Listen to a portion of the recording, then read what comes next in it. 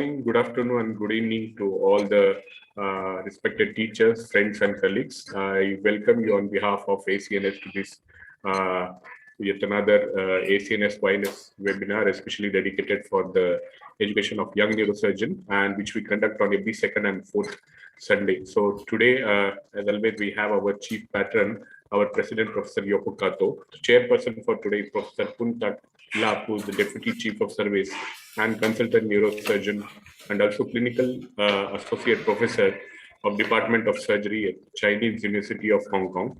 And we have a three panelist discussant, Professor Konstantin Garagiazao, who is the Professor of Neurosurgery at the GK University School of Medicine, Japan. Professor Erion Musabili, who is the postgraduate studies in human and cancer biology, University of Toronto, and consultant partners in Healthcare Clinic and Foundation Initiative for Undeserved Areas in Albania. And Professor Fawad Pirzad, who is the president of Neurosurgical Society of Afghanistan. And along with me, we have Dr. Sneha Chitra and Dr. Ben Nenji and Dr. Liu and Dr. Raja as our co-moderator. Without any delay, I would request first Professor Yoko Kato to please say a few opening remarks, and then we'll take permission from Professor Puntak for the initiation of webinar. Professor Yoko Kato. So everybody, good evening in Japan, 7 p.m. So I thank you very much for this time the YNS seminar, the webinar. And the first speaker is Basant Pant. He studied in Japan. He studied a while in Hiroshima, so he can understand Japanese well. So I'm very much looking for your lecture. Maybe I think later the female doctor Francis from Turkey will join us later, I think. So maybe we can start. Thank you. May I request permission from Professor Pun? Shall we start our webinar since you're the chairperson for today's session? You want to say anything? Yeah, thank you for all the joining and welcome speech from all of you. And I think it's the time to have our professor to start his great lecture about epilepsy, mainly the ECOG application, right? So may I try to invite Professor Pen? Thank you, Professor. Dr. Ben, may I request to shortly introduce Professor Basant Pant, and then he can start his presentation.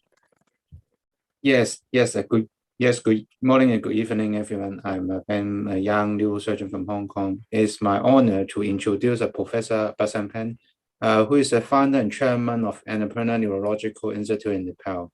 He's also a president of the Nepal Epilepsy Society and also the past president of the Nepal Society of Neurosurgeons. He's also the visiting professor of Department of Neurosurgery of Chris Medical College in Nepal. And today, his lecture would be epilepsy surgery with the use of intra-op ECOG. Without further delay, Professor Basant Pant, would you mind share your screen to deliver your first lecture? Thank you very much for the introduction.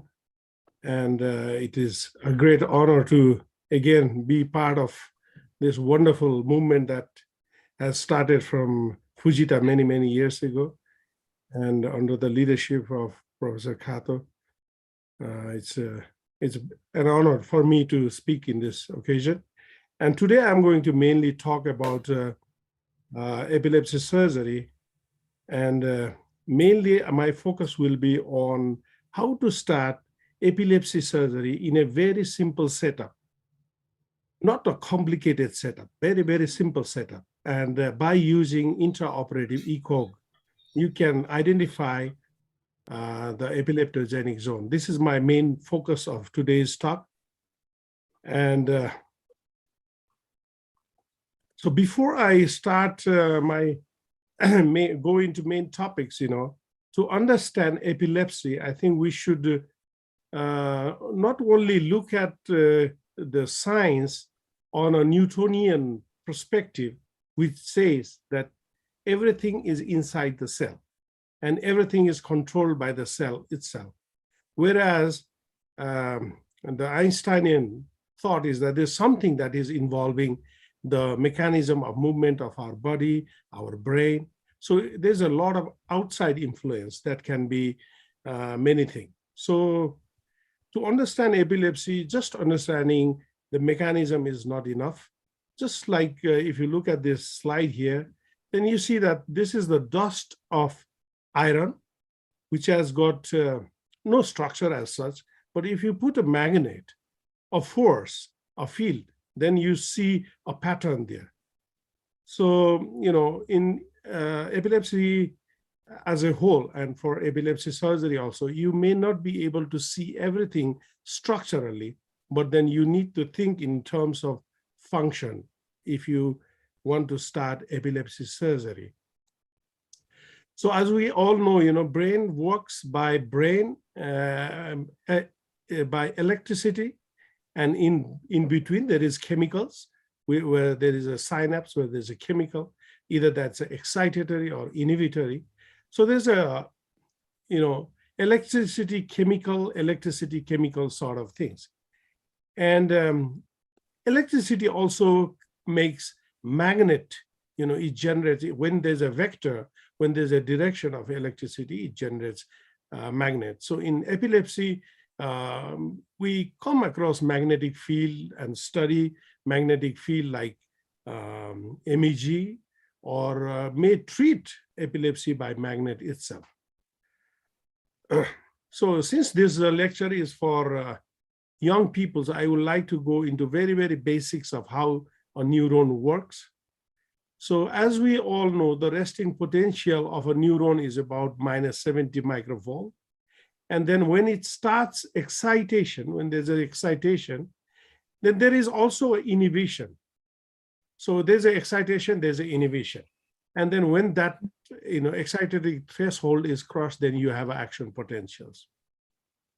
So technically, if the inhibition is not good enough, then you start having abnormal action potentials, which might eventually lead into epilepsy.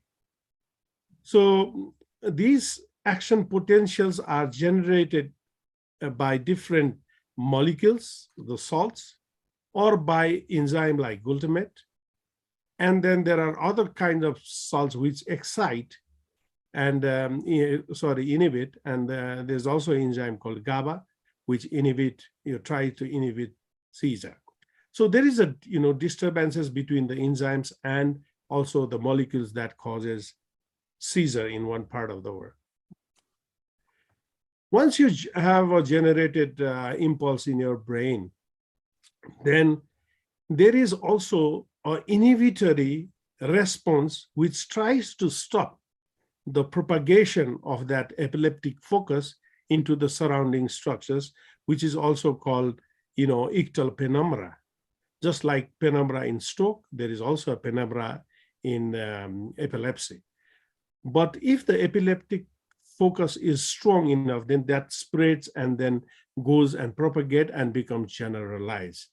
So this is the basic mechanism of how epilepsy is happening, all the time.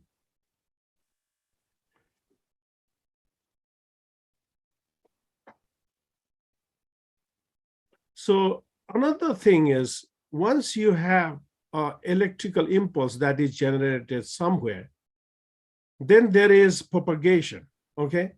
And that propagation leads to new focus of epileptogenic zone, which is also called a kindling effect.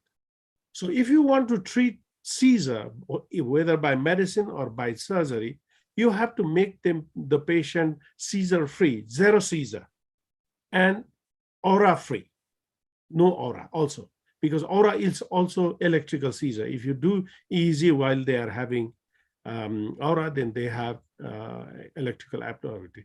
And as you see in this graph, the epileptogenic zone becomes bigger and bigger with time. So time is very, very important. We need to stop seizure as soon as possible, as early as possible in childhood, and also try to make them zero seizure.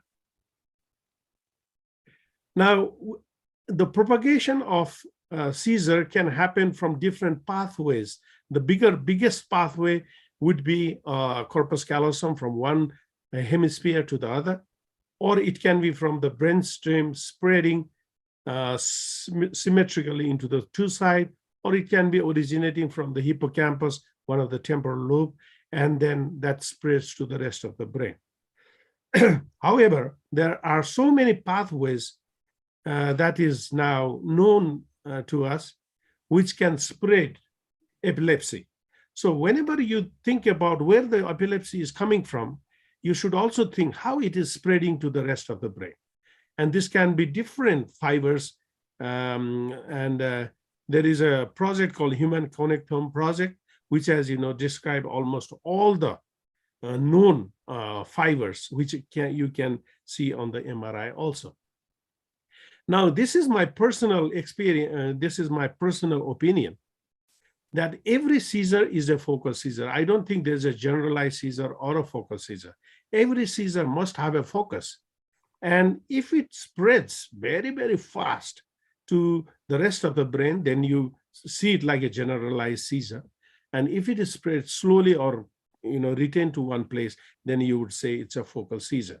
And this idea, the ictal onset zone, or the onset, the concept of onset was incorporated in ILAE classification of 2017, where they say focal onset, generalized onset, and unknown onset. So the most important part of epilepsy management, especially for epilepsy surgery, is where the epilepsy is generating from.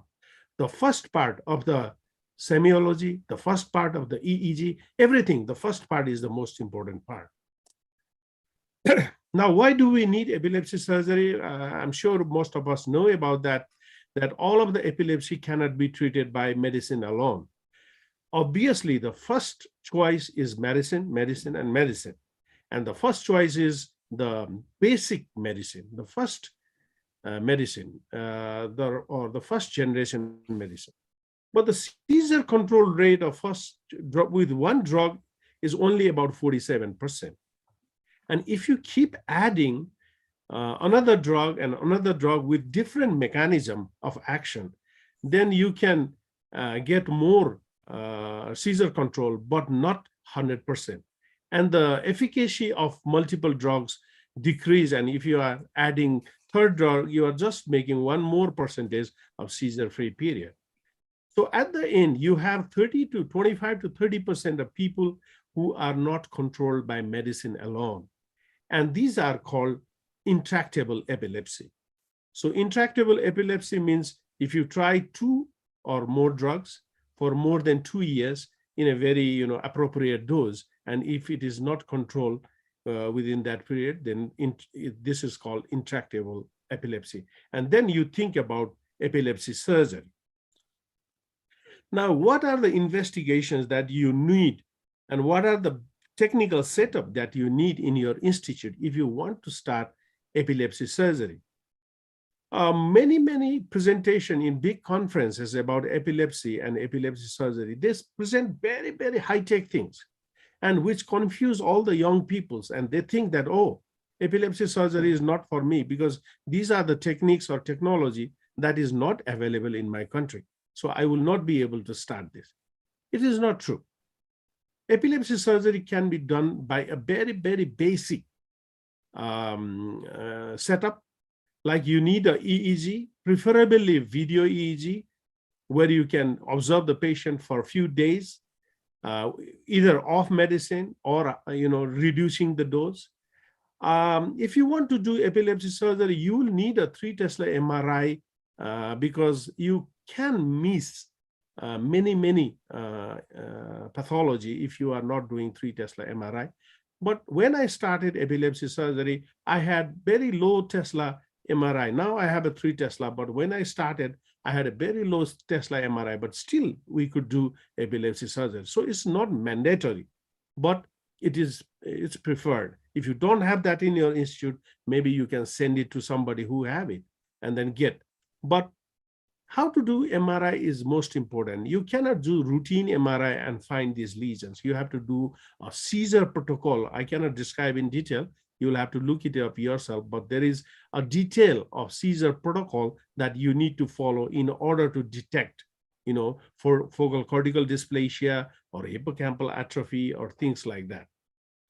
Now, another is intraoperative ECOG, which we are doing all the time in almost all the cases.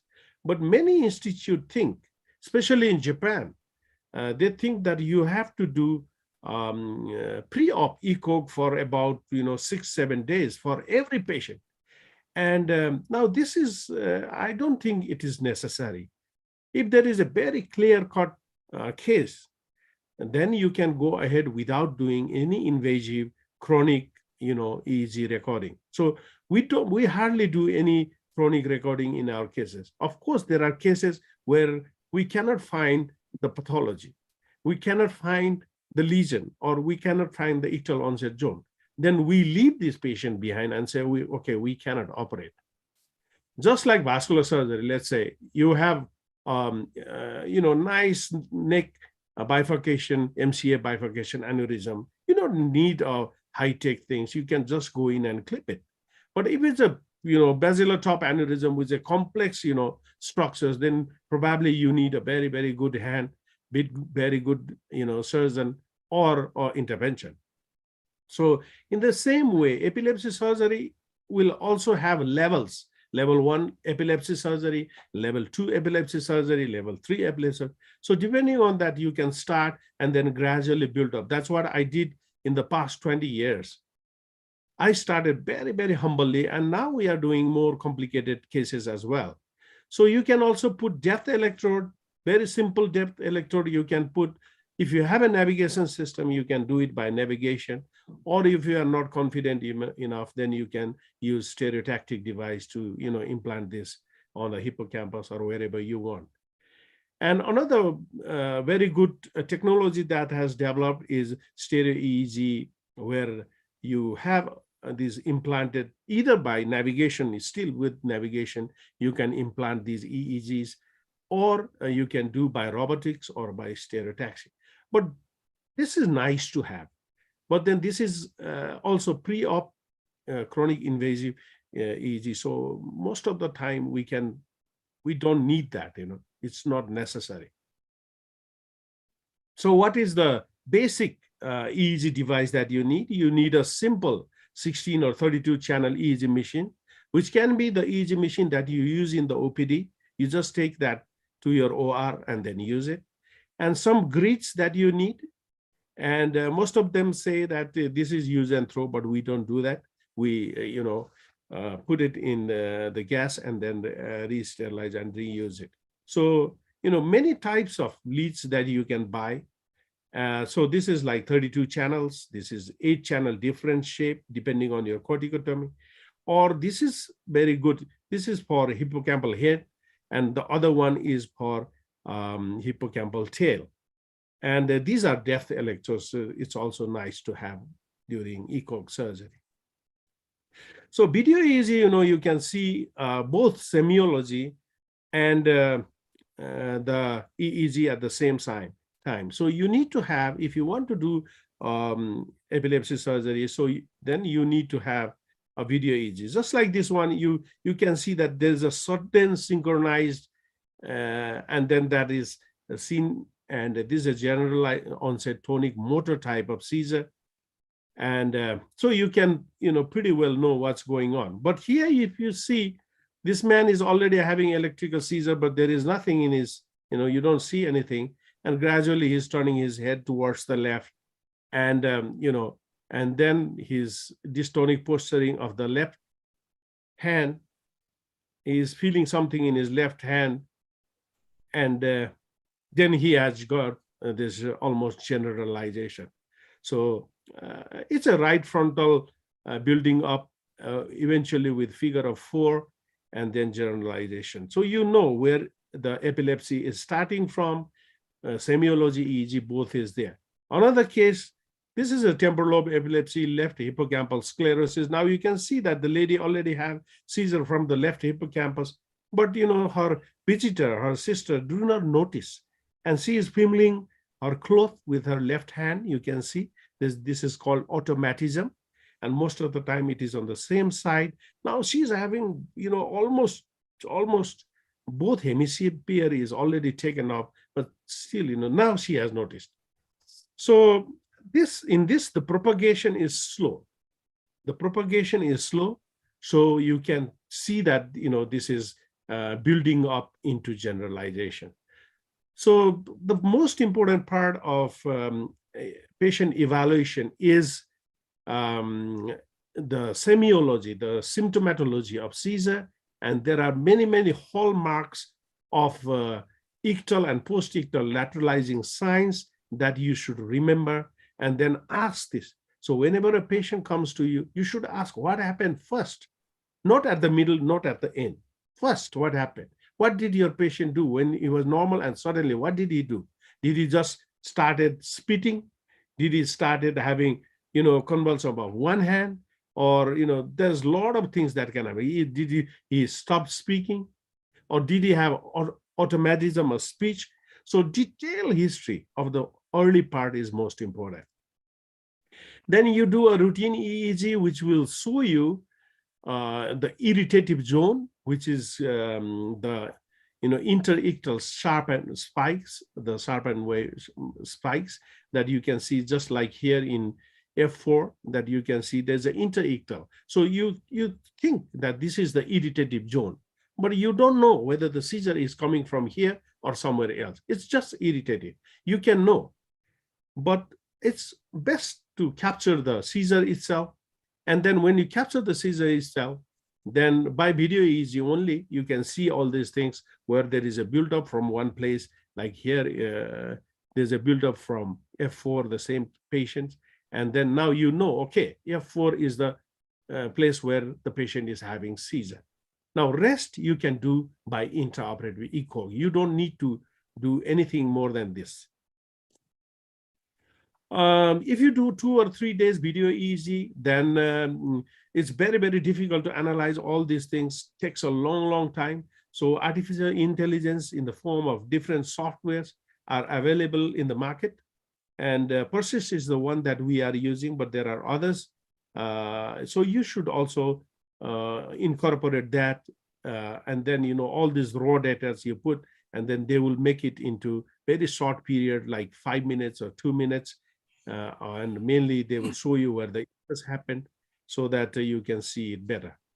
Now, another thing that has just been incorporated, we have not been able to incorporate this technique, is called high frequency oscillation, HFO, and in the form of ripples or fast ripples. And this is a very strong biomarkers in epilepsy surgery. And this can also be done invasively before surgery or in the OR itself. We are just started doing this.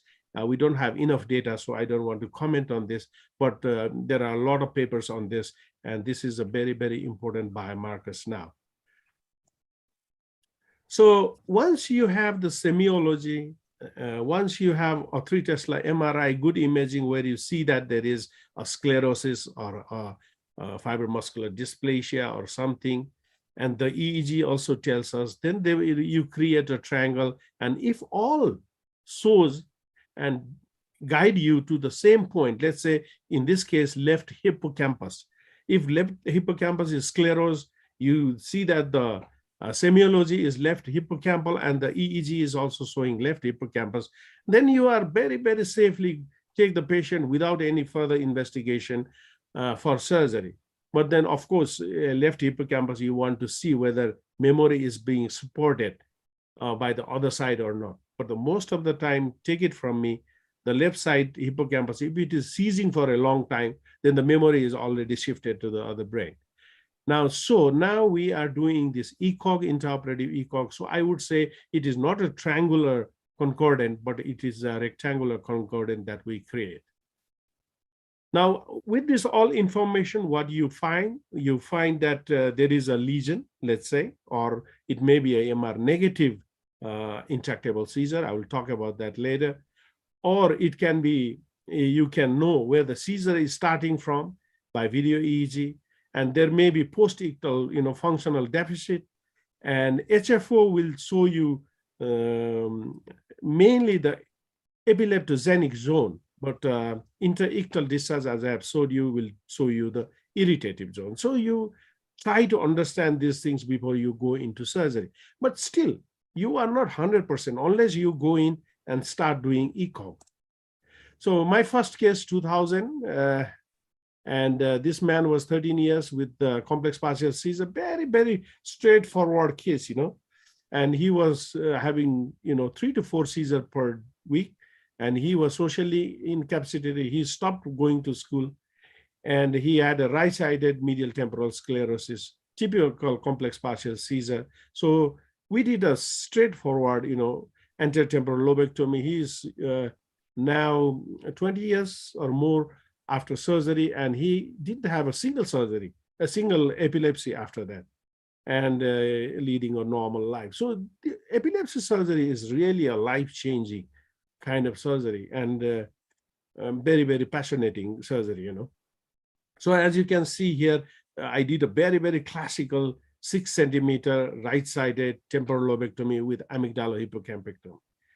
This most of the neurosurgeon can do it, unless after some training, especially when you reach towards the brainstem, you need to, retain from going into the depth. And so we call it, you should limit your dissection within the arachnoid plane. So 20 years, no seizure. So there are many cases like this. Now this boy, 18 years, IT student, 2.5, only 2.5 years of right-sided focal seizure, and also some, some ictal vocalization and automatism, and also had generalization. You see that in the FLAIR image, you can see that mostly the head and maybe the body of the hippocampus is sclerosed. Amygdala is not much changed. And then we did a video EEG where you can see that he has got a left-sided, seizure onset, and you can see that there is also automatism in him. Here also we see the same thing. So generally we try to capture 2 seizures, video EEG seizures without invasive leads, and then if it is concordant with his semiology and MRI finding, we go for surgery. So when there is this is a case of MR negative temporal lobe epilepsy, but here also we did ECOG intraoperative, and so that it was only the hippocampus that was firing, and maybe part of the amygdala. So we just did a selective amygdala hippocampectomy in this case.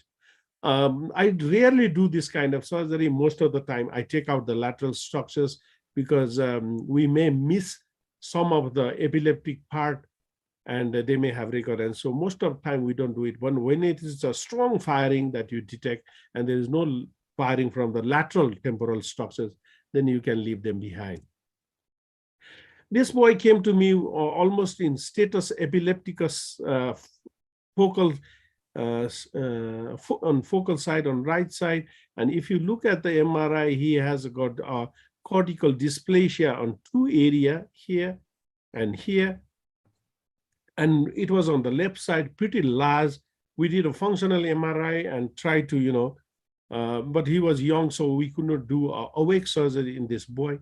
So we depended on functional MRI and neuromonitoring system. And then we opened pretty big, and then we put 16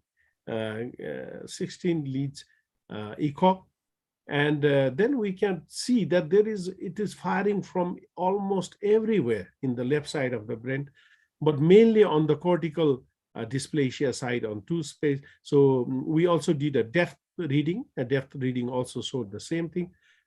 So we removed focal cortical dysplasia, and then still there was some firing. So we tried to disconnect the front occipital fibers, but the patient was not seizure-free. He was having smaller seizure again and again within the same hospitalization. So we again went in and took out part of the remaining brain, which was connecting these 2 structures.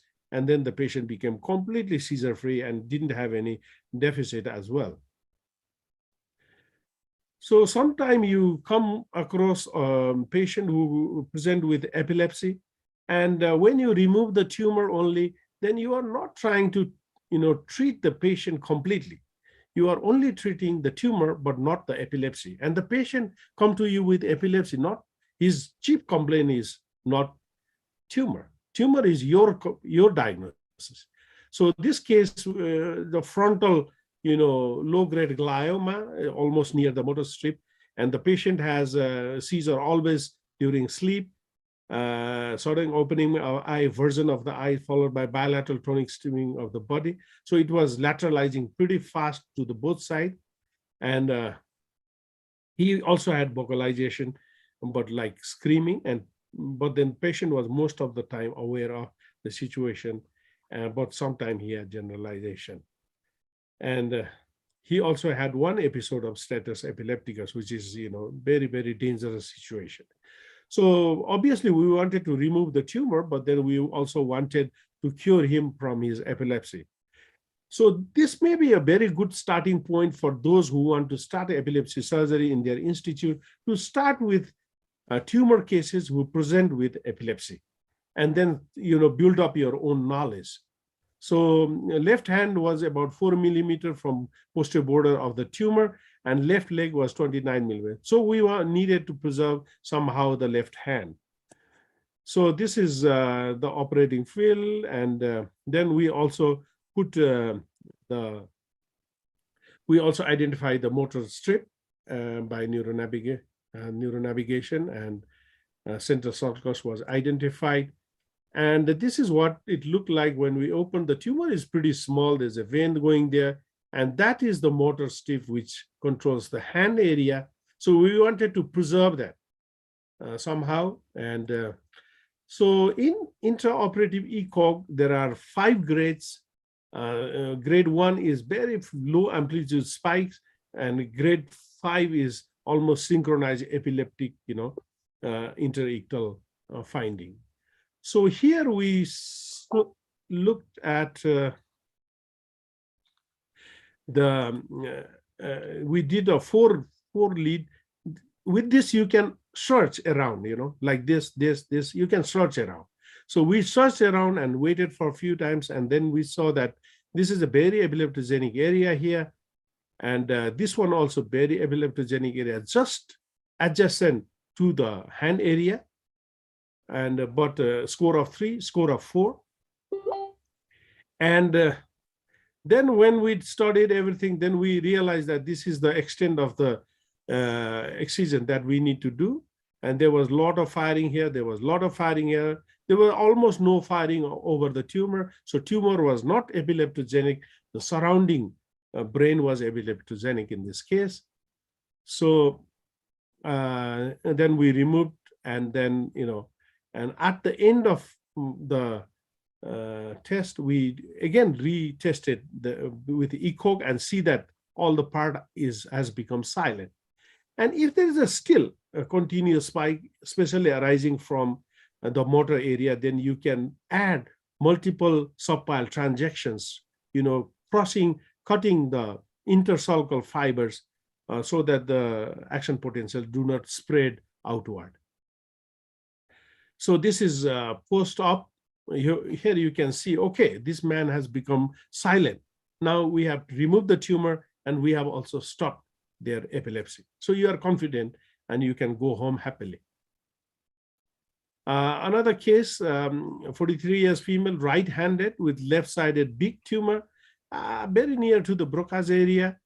And she has a frontal complex partial seizure, mainly behavioral arrest, loss of awareness followed by tonic-clonic seizure for a few minutes. And she also had post-ictal headache, vomiting, and sleepiness. And there was a tumor there. So here again, we did anterior, lateral, posterior, medial, ECOG reading. And then you can see this is bipolar mode. This is a unipolar mode.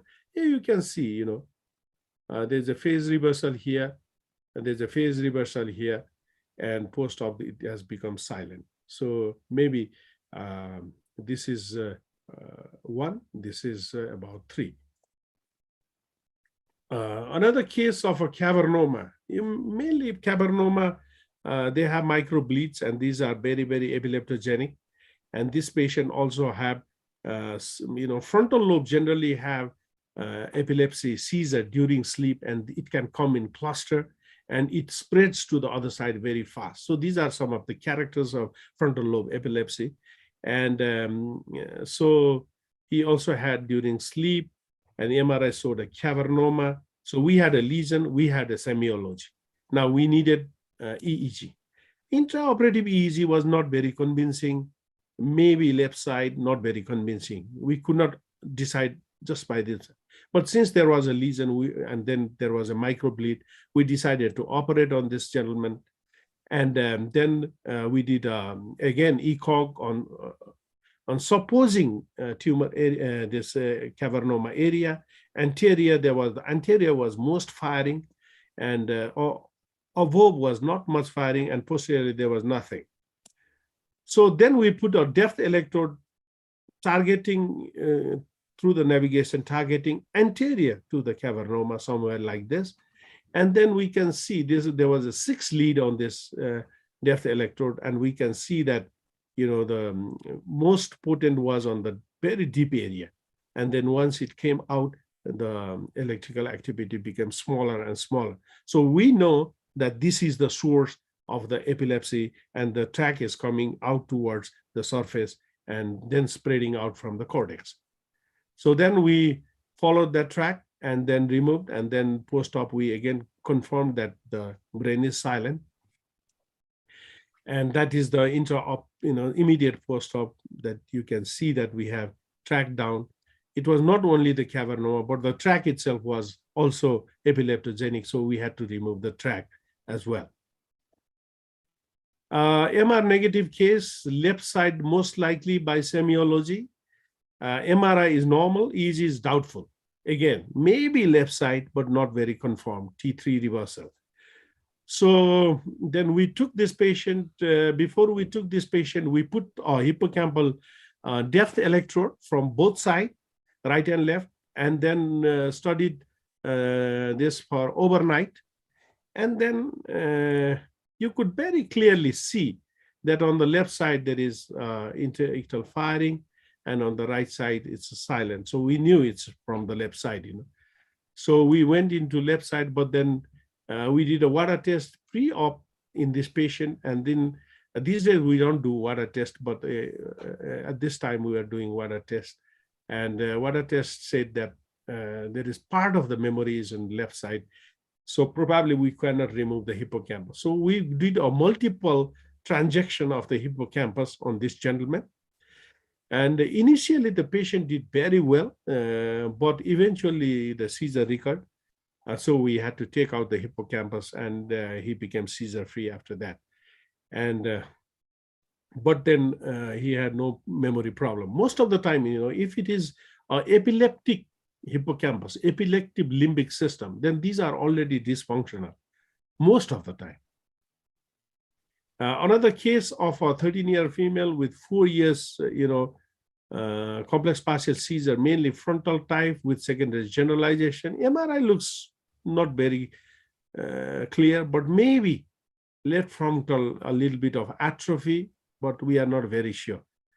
And EEG is intermittent phase reversal, but it's and polywave, poly spikes on both sides, because frontal lobe, if you have epileptic activity, is generally goes into the opposite side. So you sometimes cannot lateralize just by surface EEG. So in this case, what we did was we put, the usual 1020 EEG on the skull, and then also we opened the very big flap, and then we did ECOG on this side, and then we compared. And our idea was, if it is going bilateral, then we will do a corpus callosotomy and maybe remove the part of the brain that is abnormal and see what happens on the other side. This was our idea. But when we went in, the brain was firing only from this side, and most of the was only after catch up from the same activity that was crossing through the corpus callosum. So we had to tailor this up to 9 centimeter, almost 9 centimeter of the frontal lobe needed to be removed on the right side to make this child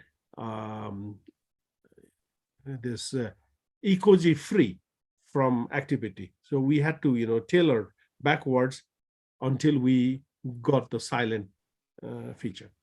Now this is probably the last case. This is a 22 years male, and this patient was having, as you can see, unilateral atrophy of the brain, and on the left side and right side weakness since birth.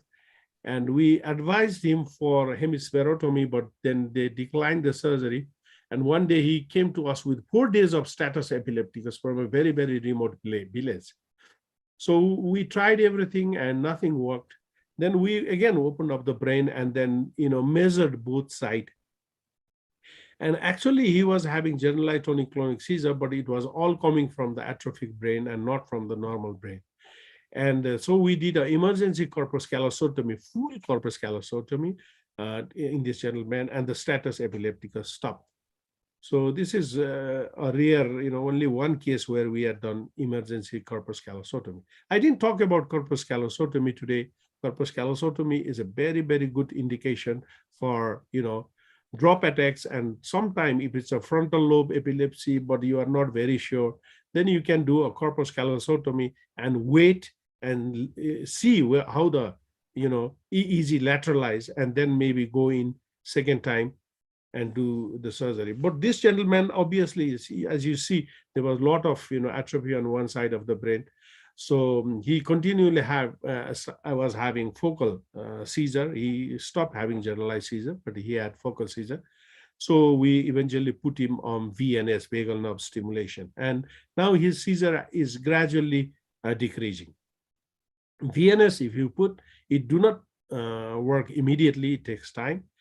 And there's about 50% reduction in 50-50 kind of thing, not very effective. The best is if you find the lesion, do the surgery, that's the best. Now, this is old data actually of 471 intractable seizure who were candidates, almost 2 years. I have not updated my fresh data, but then there's only 77 whom we operated, 31 were anterior temporal lobectomy. Selective amygdala hypercapnia we did on 4 cases. Anterior temporal lobectomy with hippocampus MST on 2, frontal lobectomy 8, laserectomy only 23, corpus callosotomy, and BNS 1. So as you can see, out of these cases, we had extremely good result. 89% of our patient either had only aura or seizure free. And there was one mortality, and there were few cases where we needed to do, multiple surgeries. But epilepsy surgery has got a wonderful result, and this is very, very underutilized sector of neurosurgery.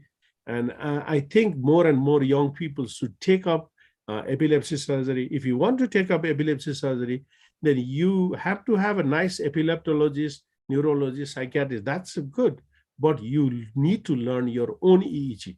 You have to read your own EEG. This is the teaching of my institute, Hiroshima, and other institute where I learned this technique. And also the Japanese people, the Japanese neurosurgeon think that, at least the surgeon should also know that he is operating on a focus that he has seen. Otherwise, there's a conflict of interest.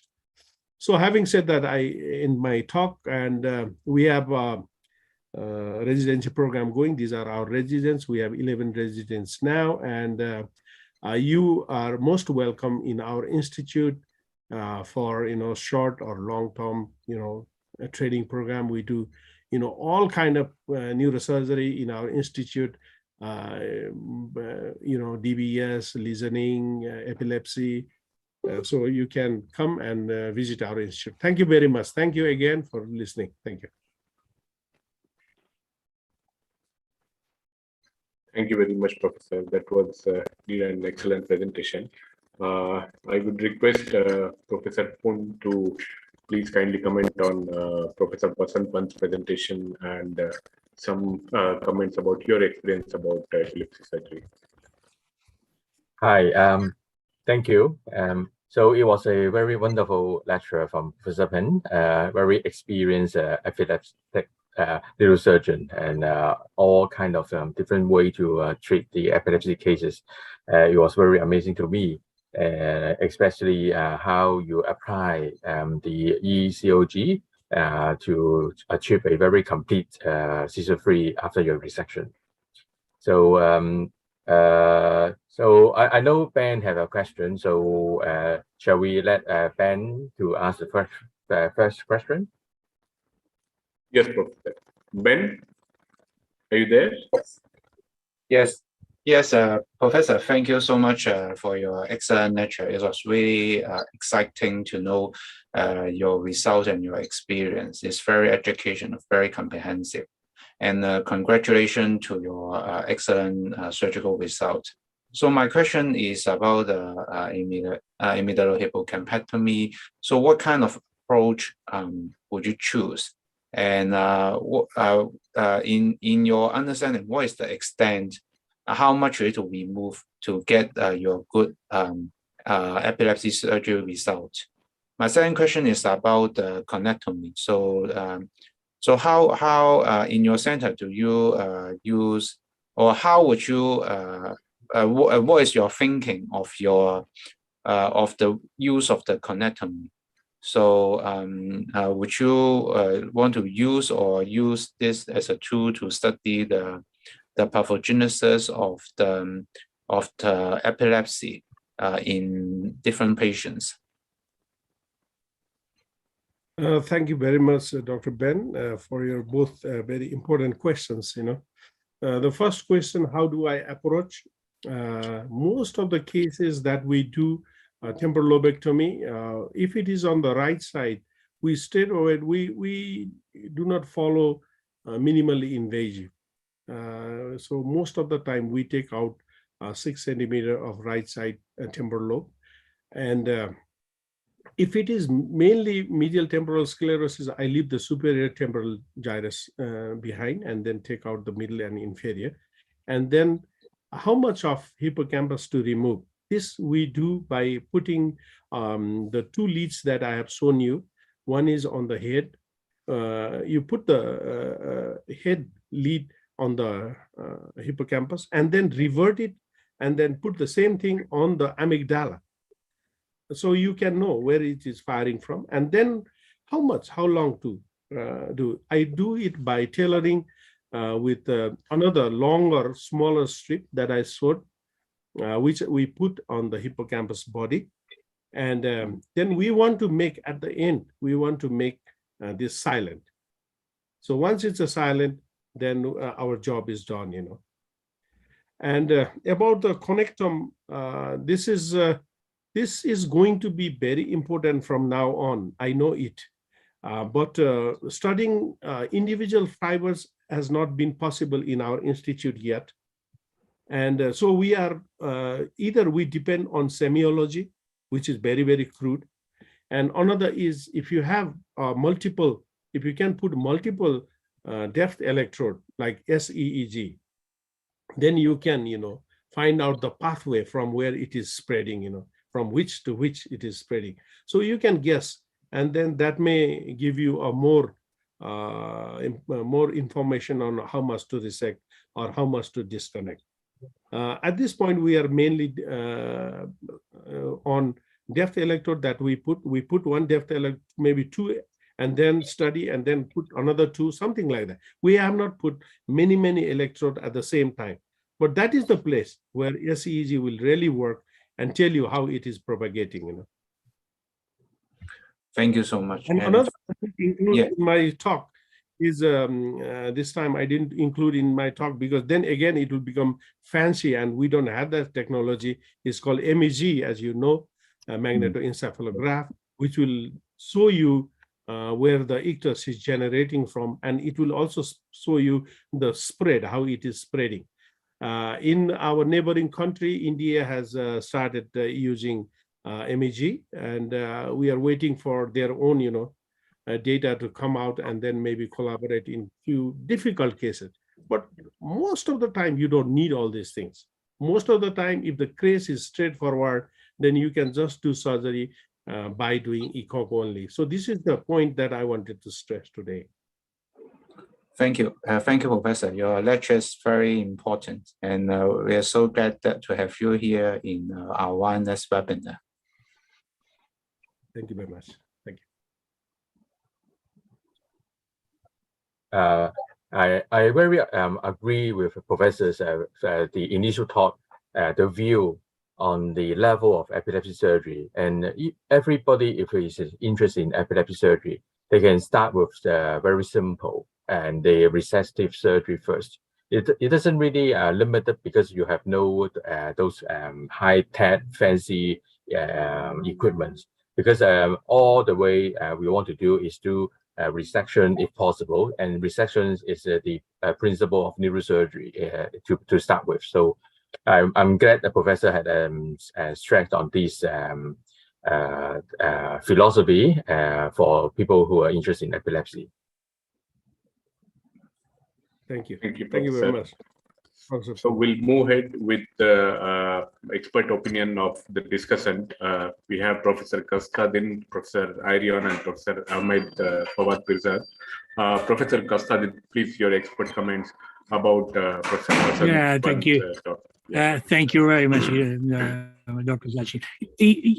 I think first I would like to congratulate Dr. Basampan for his achievement. It is really an excellent work. And considering the difficulties in which you have gradually to increase your equipment to really achieve the latest strategies and perform the latest protocols, it is really, really impressive. There are many questions that will be continuing to be developed with his. He has created the basis of that. And everything that he mentioned, whatever it is, as simple as decision-making during surgery or the condom applied, it will be well-fitting to what he has done. It is really somehow reminding me because I did my PhD about 35 years ago, even more, on temporal lobe epilepsy. And I have started with temporal lobectomies and amygdalo hippocampectomies. And they were then really only with interoperative electrocorticography before later on, after decades, much more sophisticated equipment has appeared. It is really an excellent program. I may ask you just technically, so what is the rate, for instance, of MRI positive epileptogenic lesions of the whole population of your patients? What is the relative percentage of that? And also during the electrocorticography, what kind of anesthesia at all would you apply to obtain the excellent results? Do you awake? How much awake you put your patients, and so on? Yeah, thank you. For the first time, it's nice to meet you again after a long time, by the way. It's really a pleasure. Thank you so much. Yeah. First thing, I don't have the answer about any, epidemiological study. We don't have that much of epidemiological study on epilepsy. It is not a big priority, although it's a life-changing surgery. So I don't know about that, but many of them are lesional. Non-lesional, we try to avoid. We only try to do the good cases. That's why my result is also good. Excellent. I must confess that. Excellent. And so everything, then only I go in, and I don't want to, create trouble. And secondly, about anesthesia, most of the anesthesia is okay. But only thing is, when we are doing ECOG, we just want to have the patient a little bit lighter. That's all. And we don't want cold irrigation. Cold irrigation will stop ECOG reading, Yes. Suppress. If you have if you have seizure, then you put ice water, So cold water we do not allow. It should be warm water. That's all. Very simple. And we have never had any problem. So it's like, the monitoring with, monitoring of the level of consciousness the anesthetist can do, or you can have a trend of 4 from the median nerve. And if they are, lightly sedated, because neurosurgery, you don't need a deep anesthesia, Neurosurgery Exactly. is all very, Need very light analgesia anesthesia. mainly. Thank you. Thank you very much. I think that is important for the audience. Thank you. Thank you. Thank you very much, Professor. May I request Professor Irion to please comment about Professor Basan's presentation and his experience about epilepsy surgery. Professor Irion. Dr. Pant, I'm so pleased. It truly has been a privilege to be around at this time on your presentation. I come from Albania, and your lecture was music to my ears and so dear to my heart. We are a very low resource country, and you growing from your own experience and then setting up this wonderful practice after many years. It doesn't matter how and when you started, but you had the willingness to continue. So if that gives me the opportunity from my very, very humble experience, please allow me to congratulate you. It is a role model for any of us coming from low-income countries to set up the way you did and move forward. So please allow me one more time to congratulate you. But now, to the organizers, thank you so very much for having me put as a discussant, but I'm in a very bad spot. It's having here Dr. Karagizov, who is a mentor of mine. The saying goes on that usually the student grows to be as good or better than the mentor, but wouldn't be that the case? To the day I go back and forth and consult Dr. Karagizov on his wise opinions. In your work now, I want to go back to Dr. Pant. ECOG is one of the tools that plays a major role in the tailoring temporal lobectomies. And that's something that you can start doing in lower resource income countries. You can have the tool. We currently have a 3 Tesla MRI. Now, the problem is that it doesn't serve much of a practical purpose when it comes to standard resection of medial temporal lobe epilepsy. So how much do you depend on its use for practical purposes when it comes to resection of medial temporal lobe epilepsy? How much do you depend on that tool? The point of my question is very simple. We have limited tools that we can use at the time. I understand you have to identify the lesion first, but there are times that it's going to be challenging. Thank you. That would be my question. Yeah, thank you very much, Professor, for your nice words. And about the comment, the question, you are partly right. When we go in for, let's say, temporal lobectomy, when we have temporal lobe sclerosis, hippocampal sclerosis, then we are determined to do whatever we are going to do, So my ECOG may not guide me too much, but as I've said to the previous question also, it helps me to tailor, number one, how much to resect, especially the hippocampus. And mainly it is good for my mind that previously, just before surgery, we were having firing there. And at the end of the surgery, the brain became silent. So I think we have done the job. So it's also for the completeness of the job that we have done, Otherwise, especially in temporal lobe epilepsy, maybe it doesn't have that much of a role, but it does definitely have a very, very big role on porencephalic cases that I have done, schizencephalic cases that we have done. It really tailors, and many times the epileptic zone is totally different from the lesion itself. So maybe lesionectomy, it helps a lot. And for tailoring at the end of the surgery, it gives you a confidence that you have done your job, something like that.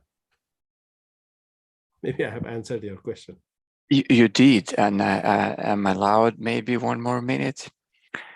I'm amazed. Please allow me to be honest, and I don't want to be any more sincere than what I have been so far. You are so simply spoken, so humble in your practice. You are not only showing cases of success, but you are admitting things that are most of the lectures we hear about are always success, success, success, but there is failure. It is failure so often in neurosurgery, and from those who try to teach or lecture, we very rarely hear that practice, or for them to say, I don't have the answer. It is very normal not to have the answer. To admit it requires maybe a certain level of knowledge. And I heard you for the second time saying that, no, I don't have the answer to that question. It teaches more than all good lectures that we might hear throughout. So once again, thank you very much. And going on to the end of your answer regarding my question, yes, it truly helps.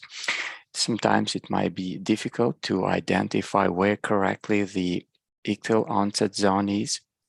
But in general, the tools that we currently have in a low income setting is that you might identify at the best, if not even the epileptogenic lesion, you can have an idea of where the zone is, and that you can target that area, which is bigger, which is larger area of, and then you can move forward. Now, with the echo, you can predict how much of the hippocampus you can remove. In this way, you maximize the seizure-free outcome, but that it allows you to spare what is functionally important, which is way or very close to the epileptogenic lesion, and you want to spare that. So you spare function of memory cognition and memory work to your patient. So thank you very much. It's truly a privilege to have been here today. Thank you very much, Dr. Irion. May I request Professor Fawad Pirzad, the President of Afghanistan Society of Neurosurgeons, to please comment about Professor Basan's presentation, please. Okay, thank you, Professor Basan and Professor Tachen, Professor Kato. It was brilliant. Thank you very much, especially for countries like us, low and middle income countries. That's, the medicine also is very expensive and sometimes persistent to the drug, anti-epileptic drug, and also the it's very important that the epileptic surgery. It's brilliant, but I like to know that after surgery, do you continue anti-epileptic drug or discontinue the anti-epileptic drug? Yeah. The second one, you mentioned about vagus nerve stimulation, and do you try the first VNS? If it's not a response, go to surgery, or it's different? Thank you. Thank you, Professor, for your nice words and questions. First of all, how long to continue anti-epileptic drug after surgery? Since these are all intractable cases, so difficult cases, so the consensus around the world is to continue it for 2 years, and the patient should be seizure-free, and the patient should be aura-free. If the patient is seizure-free, aura-free, then you can stop after 2 years. Aura means seizure. So if there is aura, then you cannot stop it. And the second question is, I didn't get you correctly about stimulation, VNS. Yeah, Okay. vagus nerve stimulation and bus epileptic surgery. No. If there is not a resectable lesion, if we do not find where the epilepsy is coming from, and or it is a multifocal, sometime coming from right or sometime from left, multifocal sort of epilepsy, then only we consider VNS. But before VNS, we always want to try corpus callosotomy. And simple corpus callosotomy can stop many of these seizures and make it much, much simpler seizure. Maybe they will not have zero seizure, but they will have simpler seizure. And many of them are happy. But if you still continue to have seizure even after corpus callosotomy. In such cases, we consider VNS. And so it's a last resort for us. Thank you. Thanks very much. As Professor Sachin mentioned, I'm from Afghanistan, and it's but low resource country. You know what's the war, and I will communicate with you for training of our young colleagues. You mentioned for training, and I will communicate through Professor Sachin with you and Professor Kato as well. Thank you. Definitely, I will be more than happy to, show our work to your students. I will be more than happy to accommodate, to give them accommodation from our institute. They can stay. Thank you very much. Thank you. Thank you very much, Professor Basant, for being so generous to offer the fellowships for the especially the students from the low resource countries like Afghanistan. Professor Fawad, with that, I will share the email contact of Professor Basant with you, and then you can communicate with him for the sending of your candidate. Thank you very much.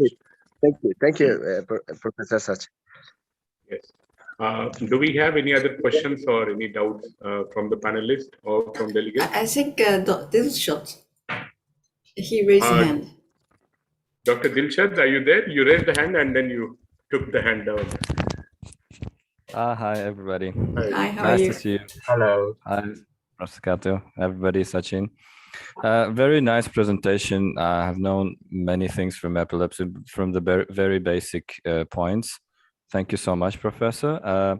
Actually, Professor Pirzad and other professors from experts have given my questions, so they were same questions, and I got the answers. Thank you. Yes.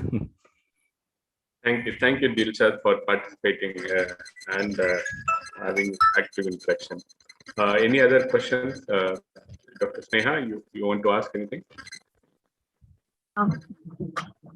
Yeah, thank you, Professor Pan. It was an amazing lecture. I really have a very basic question.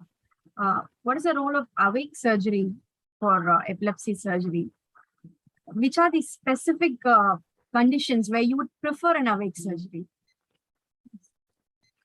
Absolutely. Awake surgery is something that we should use more and more. We are using it all the time.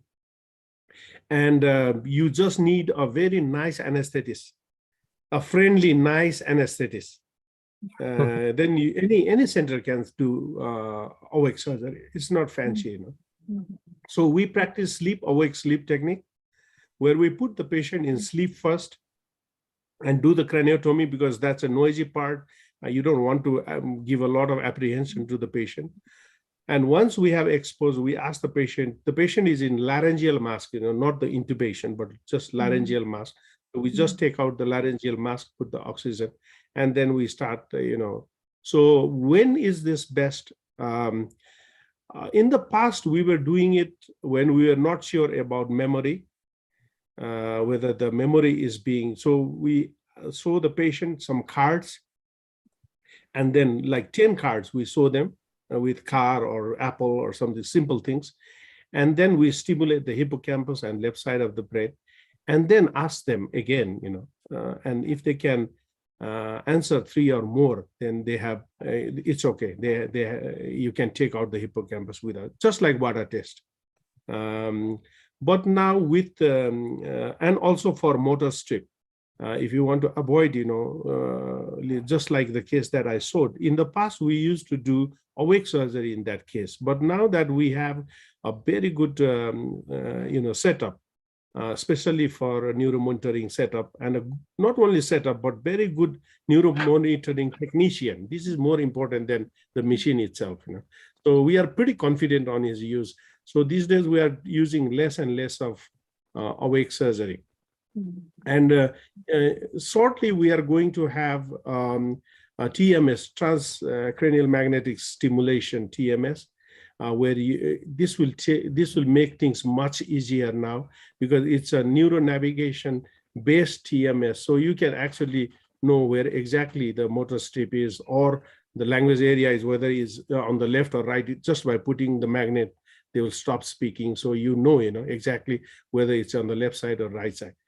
But still, if if you are not equipped enough, then this is a wonderful technique, and we have used many times. Yeah. Thank you very much, Professor. TMS sounds really exciting. I wish to hear more from you on that another time. Thank you. Yeah. Okay.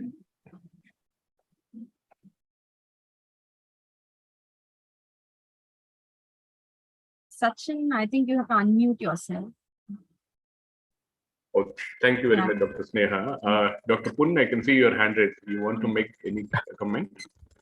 Just a final word. Very thanks, Professor Pen, and I would love to visit your center if time is allowed. And on the other way, if you have time to come to Hong Kong, please come and have time to visit my center. We have epilepsy cases, a lot to discuss with you and gain your experience. Thank you very much.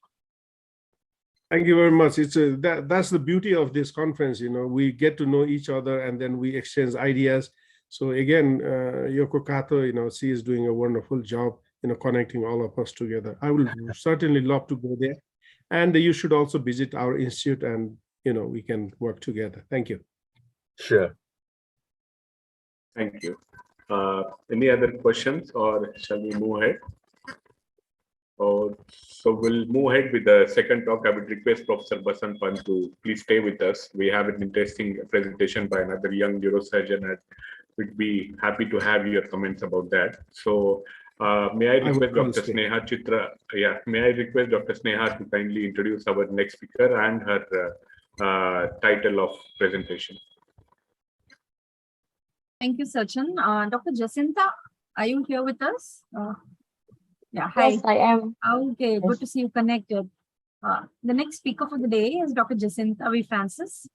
She's a consultant at Anson Bay Medical Center. She's also a clinical fellow in pediatric neurosurgery at the Acibadem University, Turkey. Welcome to the YNS webinar. And she's going to be talking on the review of management of thalamic tumors in children. Where are we at now? So it's over to you, Dr. Jacinta. We'll take the questions at the end of the session. Thank you so much. I'm actually blown away to be part of this conference, and it's a privilege to be among Kato and the esteemed panelists and also the moderators. Most importantly, I think I'm here to learn, and it was such a privilege to be in to hear Professor Basant's talk, because it was very inspiring. And epilepsy is still on the early stages where I am, and I would love to know more as a young neurosurgeon, and definitely consider keeping in touch with you as well. Thank you humbly for having that talk for us. So as I said, I would be learning. So the topic I've chose today, as she has been inspired when I was a fellow with Professor Oze, and he used to do thalamic tumors and radical resections. So I've always been intrigued, because thalamic tumors has always been some sort of a taboo when it comes to radical resections. And as a young neurosurgeon, and I think most of my colleagues would also agree, that we are moving towards an era where we would like to do more effective surgeries, and we should not shy away based on all the available adjuncts and, most importantly, knowledge that we're having. So my review will be from the literature that we have currently, and I hope we could share the knowledge and experience from the esteemed panelists later. So I'm just going to play this. So an overview of what I'm going to try to touch will be the evolution of the classifications of thalamic tumors, and what is the neurosurgical viewpoint of management, because for the past more than 3 decades that we have been trying to understand this very intriguing tumor. And most importantly, is radical surgical resection something that we should consider more in the wake of current radiological and microsurgical anatomical advancement. And with the advancement and contribution of molecular biology in thalamic tumors, would they make a difference to how we treat the children? So before I go further, we must always know a little bit of what it is. And the thalamus has been, even in the ancient Greek, is known as the inner chamber. And I think many times, if you look at from times of the Galen, it's a very fascinating yet mysterious neural structure. And from the time of the 17th century, when the British Thomas Willis, he's an anatomist, so he came in term to establish what the anatomical term actually means. But if you see the thalamus and its role is still very debatable until now. So we could say it's connecting to the limbic system. Is it connecting to the even to all the white matter fibers that we know? Its role and functions continue to be miraculously mysterious. So it is a very challenging subset. So as it is known till now, it is 1 to 5% of the cranial tumors in the pediatric group. But the thalamic tumors actually account for 15% of the malignant brain tumors in children. And it's always been, there are few questions that comes about. There's always a problem of challenges of CSF dynamics when these children present to us. Even in my humble amount of years that I have been working, it's always the hydrocephalus and the increased ICP symptoms that will come by, and how do we address them, and what do we go from there? And then there's the question of whether how safe a resection can be done with regards to the location and the outcome. So that is why the radical resection is something that we hope that we will not put it as a discussion of a taboo discussion anymore. And with the older literatures, they seem to always, because they lack specifications, it's always taken as tumors of the basal ganglia. And from the times of the 1950s till now, we have come a long way because we are redefining the anatomical situation of these tumors. So this is just the timeline. And the first time something about a resection has been spoken about was in 1958 by Arseny and his colleagues. And of course, that was also produced in the Archives of Neurology and Psychiatry. So during that moment, they found that most of the time, the tumors, even though he produced it as basal ganglia tumors, it was found mainly originating from the thalamus. And from the 1960s, during the same time, we had Chick et al., as well as Toby.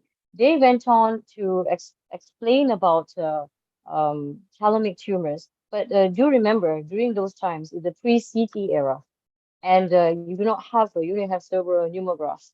So clinical acumen was key. And at that time, complications were morbidity or mortality. So they dropped, mainly doing very minimal if possible, or the patients would come in just for a CSF diversion. And in the 1980s, there was no attempt for substantial resection, only partial resection. And so most of the cases will always be either a stereotactic biopsy or just to relieve the hydrocephalus again. So we shy from it because of the morbidity that is that we are not very sure about these anatomical structures that are the surrounding eloquent areas.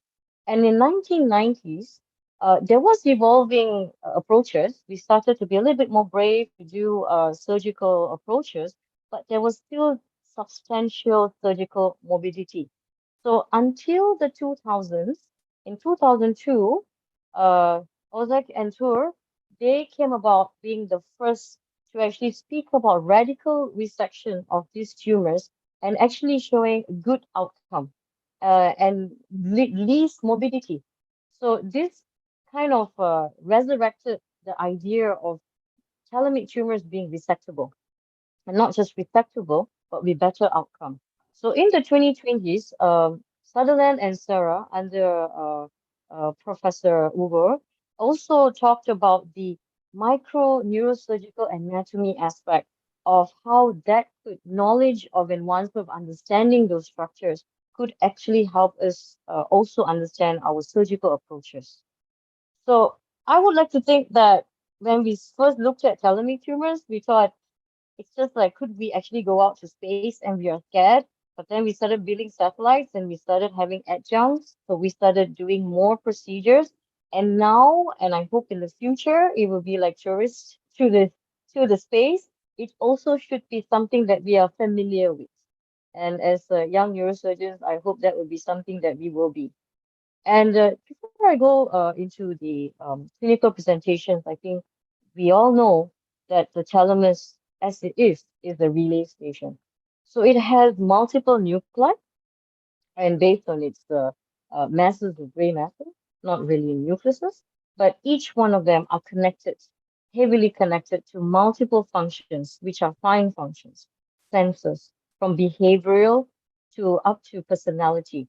And you will see that most of the time in the older times, the older literature, they will speak about the mental symptoms, which is more pronounced compared to these days. And just a view of what we are dealing with from the pulvinar to the anterior nucleus to the medial nucleus and the ventrolateral. They all accompany from motor functions up to speech, as well as mental personality and relays to the sensory system. So you would always think that the clinical presentations would be more of a sensory, but unlike the literature, it proves us otherwise.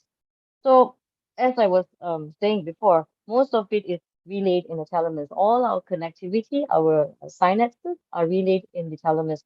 So as a major sensory relay system, it also receives motor inputs from the cerebellum, the basal ganglia, and also involved with the arousal and sleep-wake cycles. So now we come into the duration of symptoms. It's very interesting. There is a change from the symptoms, the duration of the symptoms and presentation. From the time of the pre-CT era, we have the symptoms, very prolonged symptoms. They could be way from 2 weeks to 9 years. It is a very broad subjective amount of duration. And after that, you could see from the post-CT area, there is shorter duration of presentation. So in later times, you see the MRI coming in and the range of symptom durations will go up to days. And I guess this is where we start to clinically categorize them based on the duration, because you're far more advanced in radiological observation as well. So in the 1990s, the Suede and colleagues, they clinically classified them with the dorsal medial group and the ventrolateral group. So the dorsal medial groups are the ones who are mainly producing the obstructive hydrocephalus they found, and the ventrolateral groups are the ones producing more of the early deficits in sensations and motor deficits. So based on the location is very found that that would be the most explanation that would cause the symptoms to come faster or later.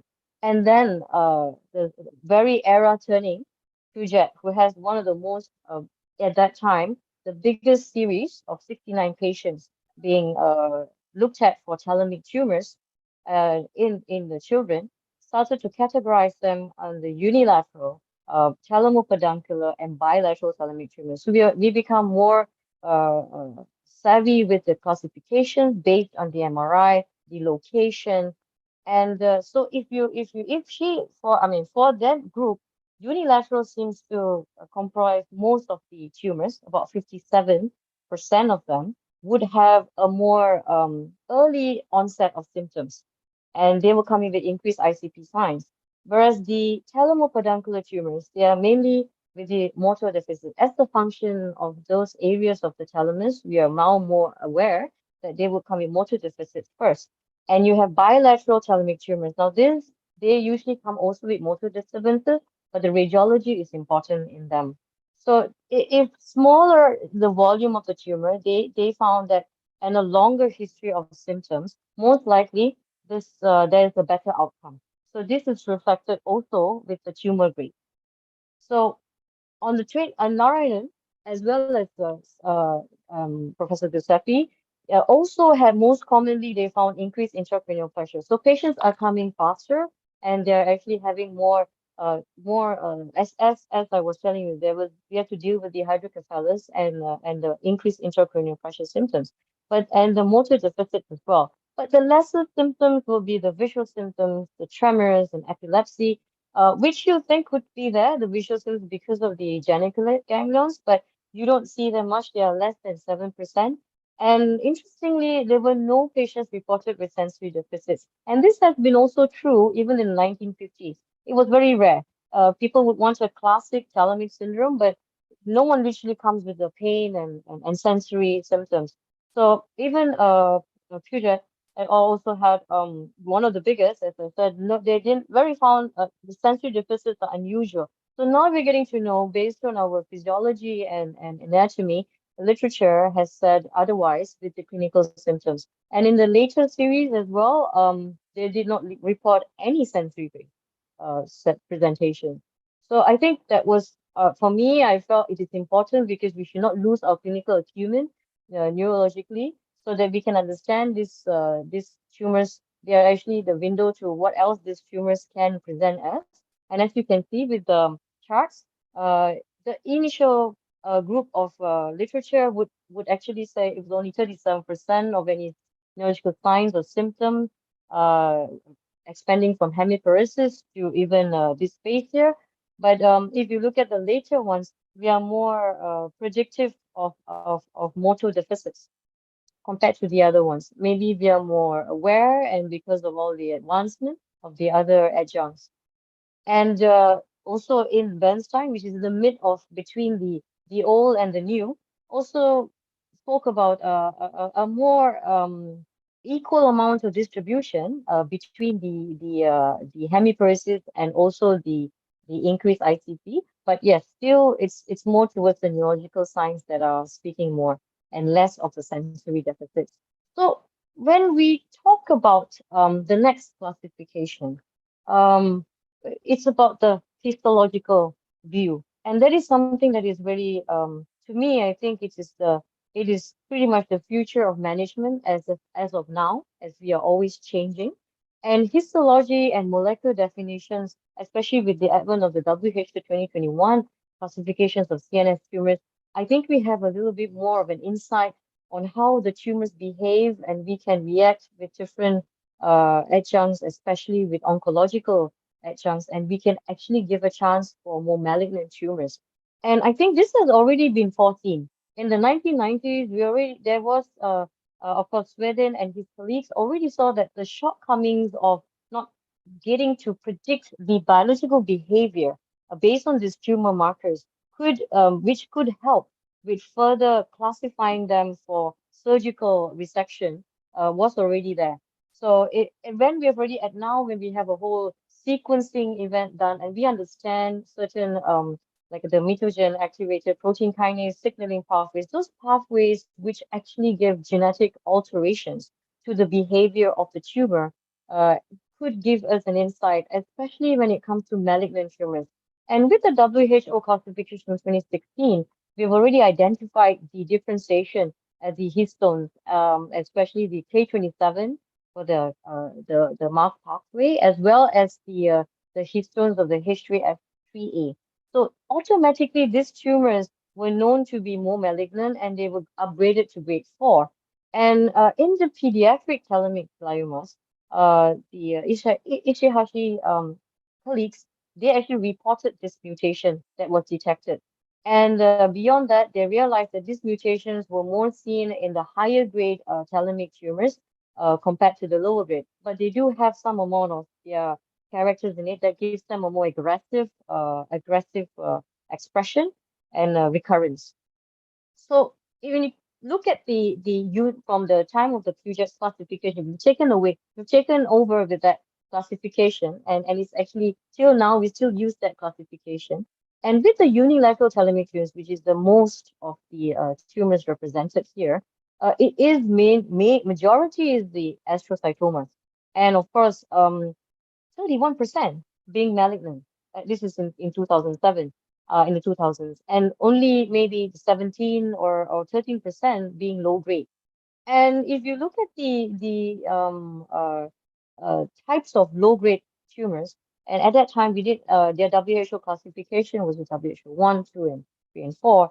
They did have the oligodendrogliomas. But what is interesting in the thalamic version, we actually found that the thalamic variant does not have the IDH1/2 mutation or the 1P or 19q codulated. So that gives us a little bit of a dilemma when it comes to uh, the aggressiveness of the tumor, as well as will it go with the chemotherapy regimens that we have now. It seems to be a little bit more resistant, and it gives it a little bit more malignant behavior.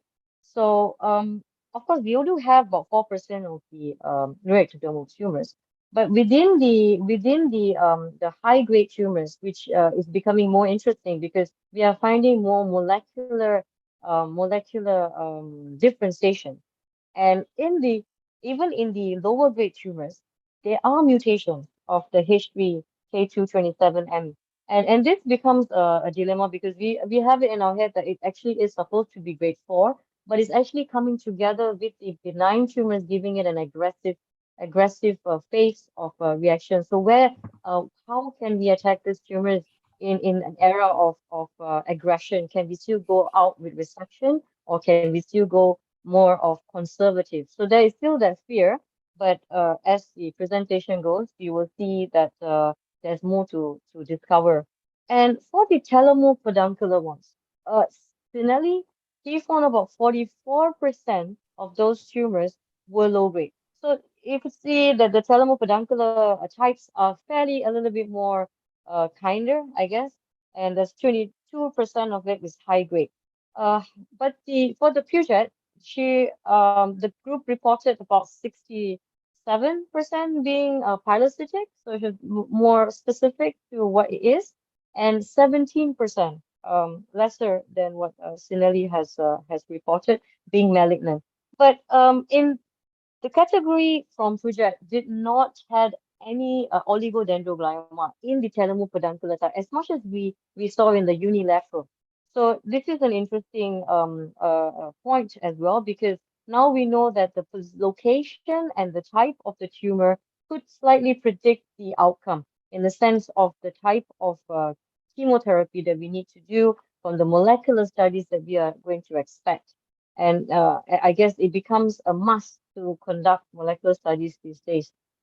And the bilateral thalamic tumor, I think this is the unfortunate type where it has till now, it has not given a very good review on what we can do more, but there is some hope with the molecular genetics. I think there were studies that has suggested that there are actually some amount of the EGFR gene there is being inserted and mutated as well. So what happens is this bilateral thalamic tumors were found to have a loss of the H3 K27ME3. Now this is something that is new with the WHO 21. They've actually spoke about this as well.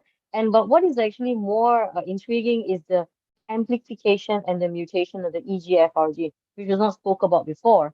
And now that we have that, somehow it has some amount of, we do have some potential targets. So we already have EGFR inhibitors available. So this might be one of the steps to use them into adjuvant therapy. So there are more papers to be produced on this, but this is an interesting fact, knowing what we know now with the current molecular classification. So, however, because these tumors are usually more they are more malignant, they are still being more usually for resectability, not something that people go forward with. We are still doing biopsies till the recommended date. And just to a few important points to take from the WHO3, because this is where the pediatric type of the classification of the WHO made a difference. They have the 4 new general groups, but these are the ones that actually resonated with my topic today. It's the pediatric type diffuse low-grade gliomas, the pediatric type diffuse high-grade gliomas, and also the circumscribed cytoglamas. Not only does having to know the molecular constitution of these tumors give us a different point of view, we also can actually predict this through our MR studies, our radiological studies.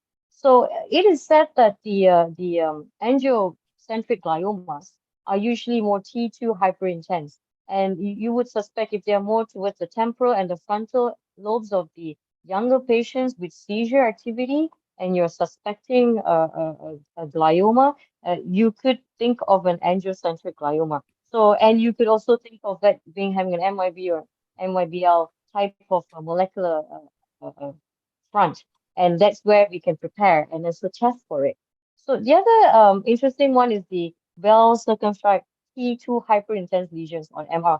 And so they found that these lesions will actually have cystic components and calcifications. As you see, even the telemic ones are always coming. Even before, they always talked about the cystic and the calcification components, but then it didn't make much difference. But now, knowing this, we can actually say that it's actually a low grade, most like a low grade neuroepithelial tumor.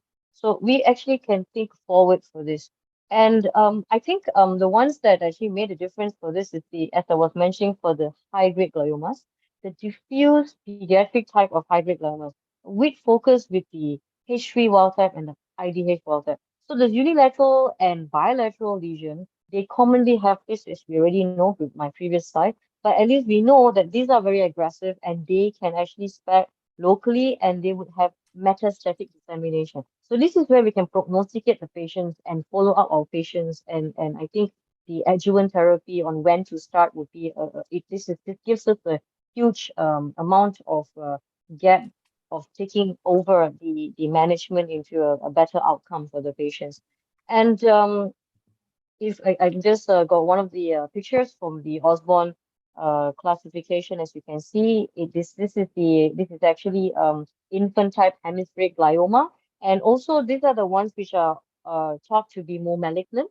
And with the radiological presentation and the diffusion, we can actually tell that these tumors are way more malignant. So this gives us when to act, and we have to do it fast.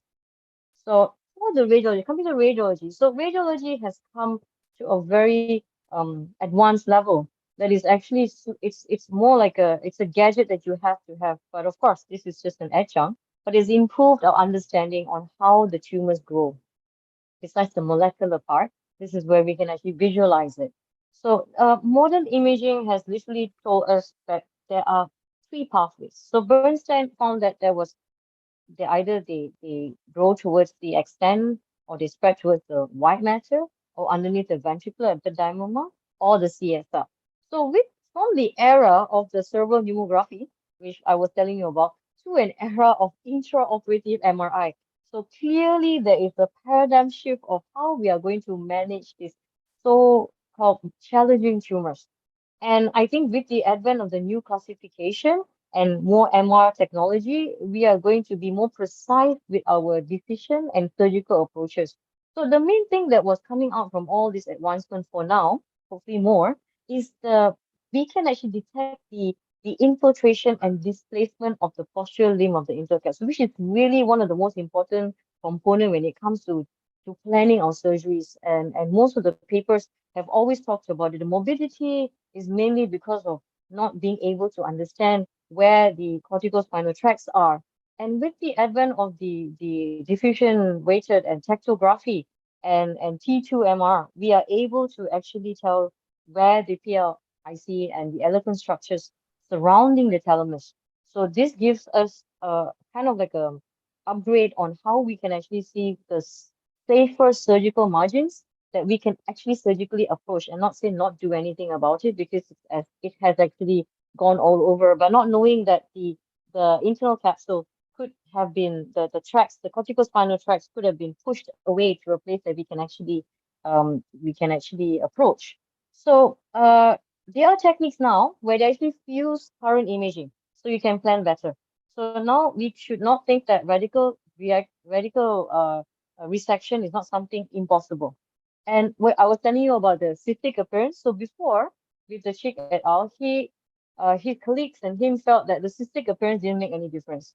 But when now, after looking at studying the scans, we see that the cystic appearance of the tumor actually correlates with longer survival of these patients. So there's good news. And the enhancement, it actually tells us more. The heterogeneity, the homogeneity tells you about the possible telomic tumors that we are dealing with as well.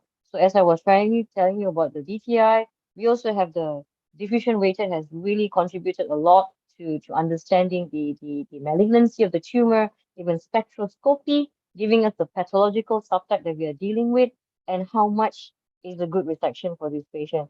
So now with the bitelemic tumors, which are still under biopsy, but we also want a good specific, more focused biopsy. So we've got like colleagues of Mersing and Jogger who actually produce fusion of PET scans and MRI to give us targets where we can actually take this good conclusive tissue biopsy. So just to let you know, from Pujet, this is the unilateral one above, the superior one, which is usually a mixed appearance. They can be heterogeneous, they might be homogeneous, but remember, most of them are usually low grade. So this is one of their characters we should already know about. And the telomopeduncular, which is usually very clearly hyper intense. So you can already tell that this is the type of the tumor that we're looking for. These are the things that we can test for.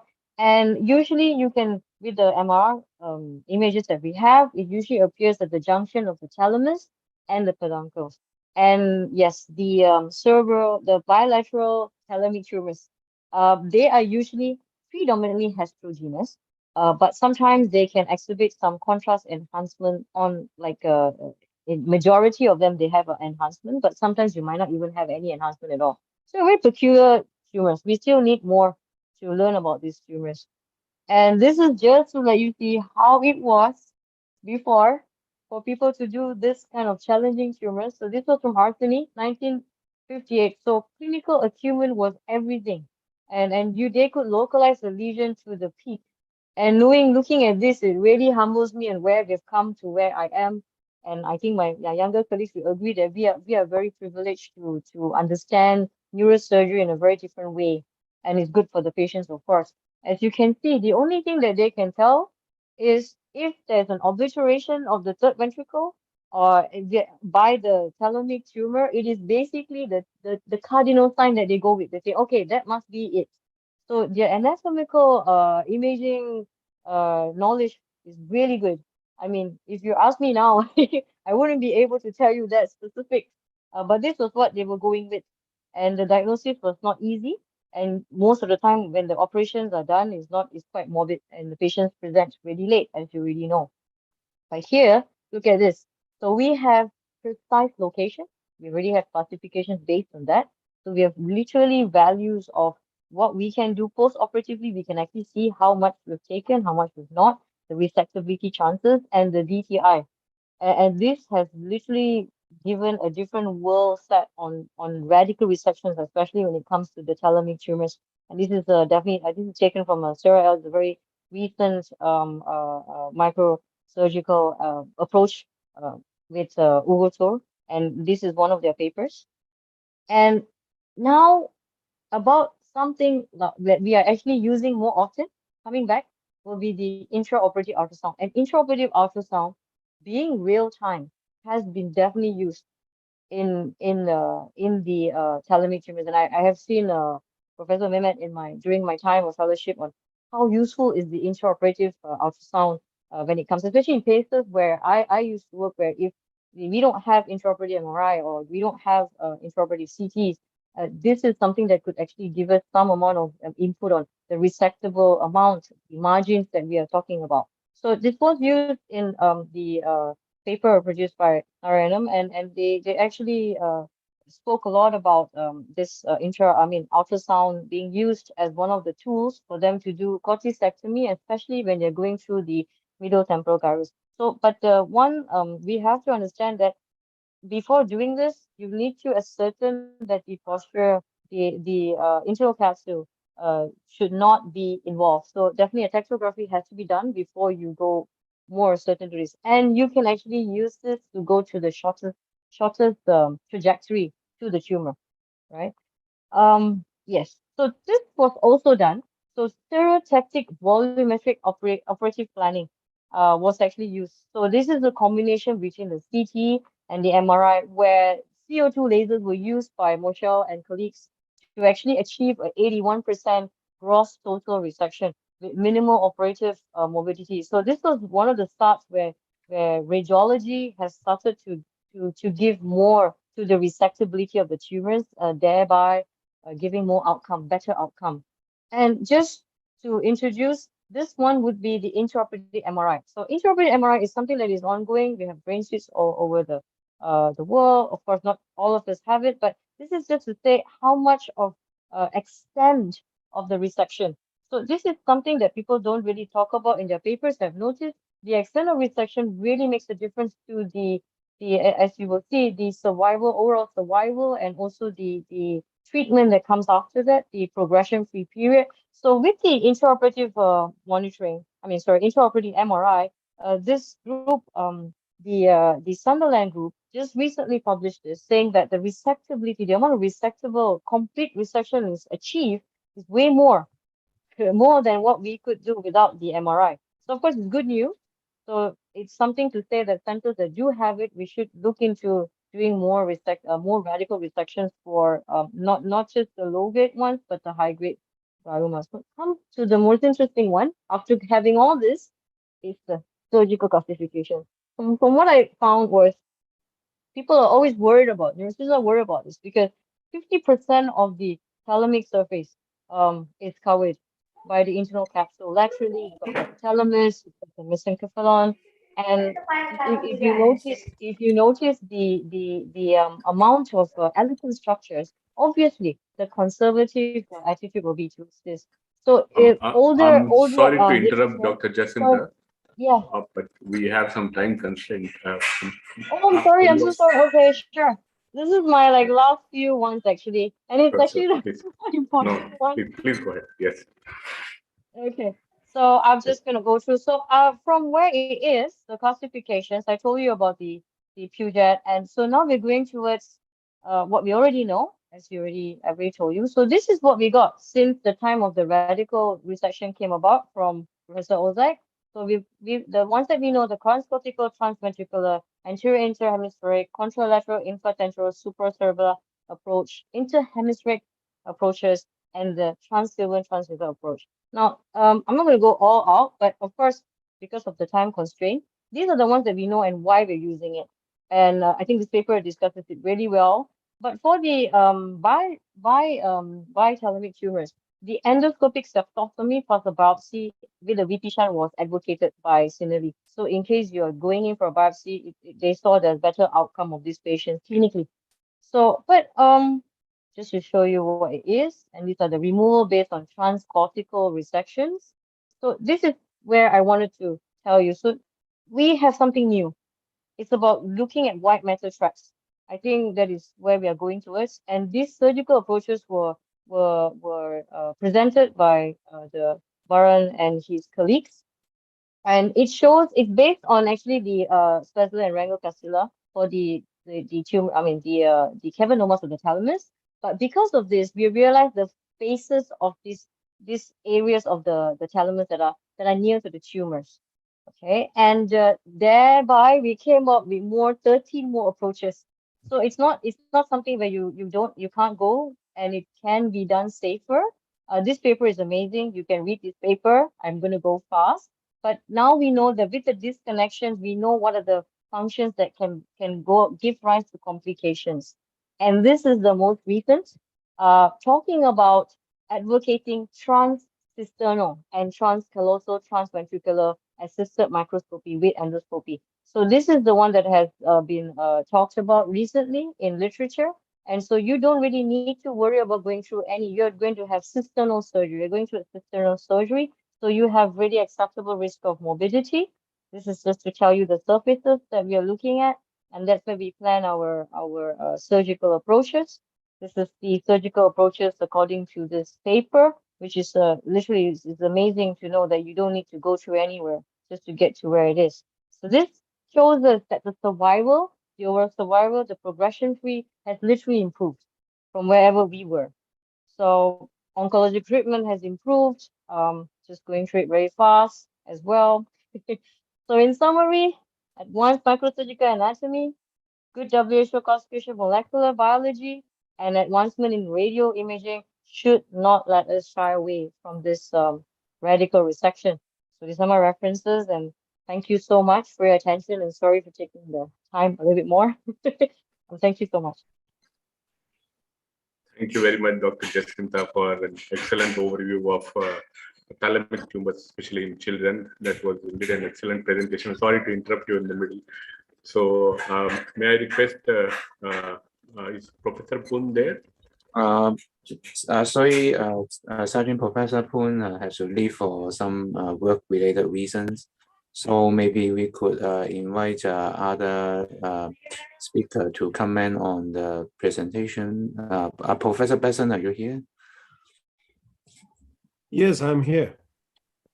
I'm listening. Professor Besson, may I request your comments about Dr. Jacinta's presentation about thalamic lesions, especially in children, and your experience on that? Well, this is a difficult topic, and you have covered it very nicely. And in the past, we were also very hesitant to go to thalamic glioma, but now these days, with more experience with making lesions in thalamus in functional neurosurgery, we have more confidence on how to go and what are the trajectory that need to be taken. And as you have rightfully said, molecular changes have made the outcome of tumor surgery much different. And thalamic tumor, as you have rightfully said, it is more common in young people, children and young people. And so one of the trick that we use these days on thalamic as well as brainstem glioma is that you saw the tractography. We also do tractography the usual way, and also we go to the radiology department and play with the raw data. If you have ever done that, then you go and touch with your mouse, touch the brain, the tumor, and then you will see from where you can enter, So that is more for us, it is especially for, not for thalamic, but for brainstem glioma. This has been very, very useful. So it's a difficult topic, and you have very nicely touched on the genetic marking, which is equally important. And thank you very much. I learned a lot. Thank you. And you're most welcome to communicate with us on epilepsy surgery. And if you want to visit, you're most welcome. Thank you, Kani.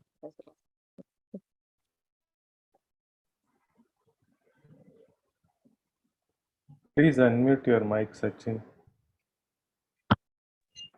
I'm sorry. Thank you very much, Professor Besson, for your comments. Dr. Kastadin, may I request your comments about Dr. Jacinta's presentation and your expertise about thalamic gliomas? Thank you very much. Really, it is fascinating at the same time is one of the most difficult topics. But now with fluorescence, with endoscopy, we can select the optimal tracks, either transcallosal, transventricular, and so on, which can be really significantly less traumatic than. And I think this is the future. So the attention of this lecture was really very important, and thank to the presenter for that. Thank you very much. Thank you. Thank you very much, Dr. Kastadin. Dr. Irian, are you there? Yes, I'm here. I was all ears. A fascinating presentation. Thank you so very much, Dr. Francis, and a challenging topic. I'm not any closer to the level of your presentation, I have to be honest, and I must admit that on my end it requires a lot of work to get to performing that kind of surgery. It took longer for all of us, not just me. We were challenged by the anatomy of the region. And I must bring a private conversation I had with Professor Touré. He said that to get closer to where I currently am with the surgery of the insular region and that of the thalamus as well, it took me years of anatomy studies under Yashargil. And that's how it all started. And then it spread out with work through tractography that they have both conducted, and all of that has been published. Still, it was falling behind for us how to understand how to treat, but conducting along the way histological and pathological studies of the lesions, we now know that about 2/3 of these lesions are manageable. I'm not saying curable. These are astrocytomas, right? Only 1/3 are malignant lesions. So there is role and there is room for surgery, for surgical treatment, more so than radiosurgery. It's impossible to use any treatment modalities for trying to approach and treat the lesions at this region. And you bringing together how it developed as a historical point and then where we are currently, it's helpful. It's inspirational because it tells us that it stands on us to move forward. It's challenging, it's scary, but it can be done. So thank you, Doctor. Thank you very much, Prof.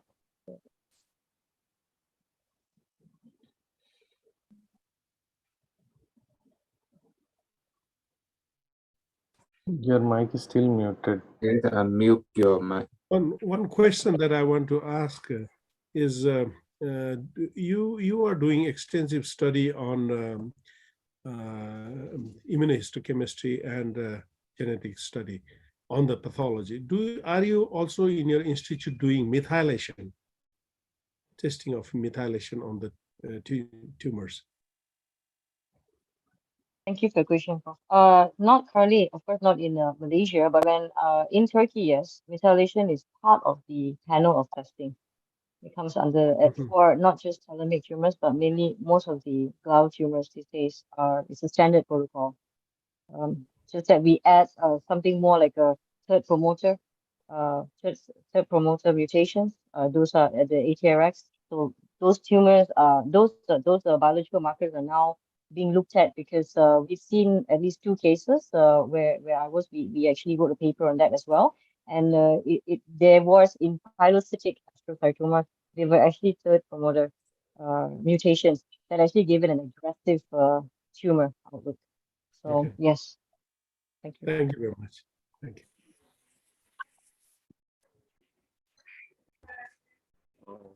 Yes, you can see Dr. Pun, you're back.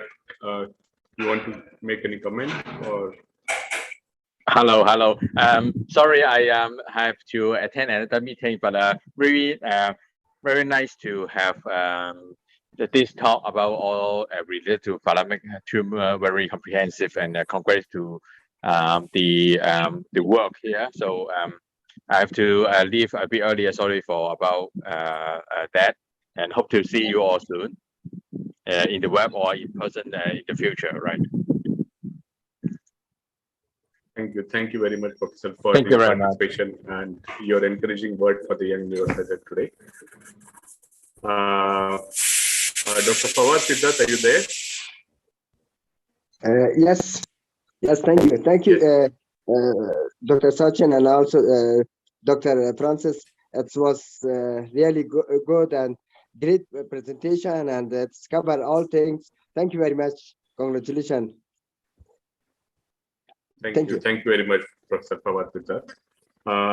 If there are no comments or questions, then I would request Professor Kato to make a few comments about today's webinar and about the presentation of both the speakers. Professor Kato. Yes, thank you very much. First of all, just I want to congratulate Dr. Jacinta from Turkey.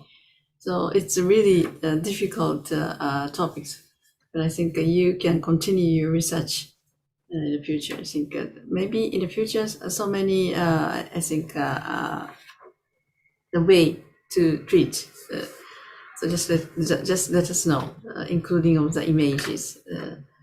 Thank you so much. And also, Dr. Howard, are you still there? Okay, yes. Yes. So thank you very much for joining today. So is it possible is it possible to send your YNS to Dr. Pant, please? Is it possible?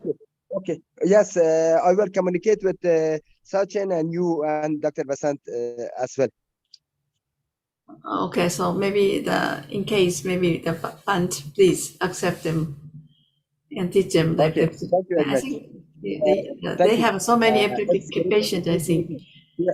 So yes, it's great honor and pleasure that have your support and also support Afghanistan neurosurgeons. Thank you very much for all the times and take part as this webinars and also supporting us. Thank you very much. Arigato.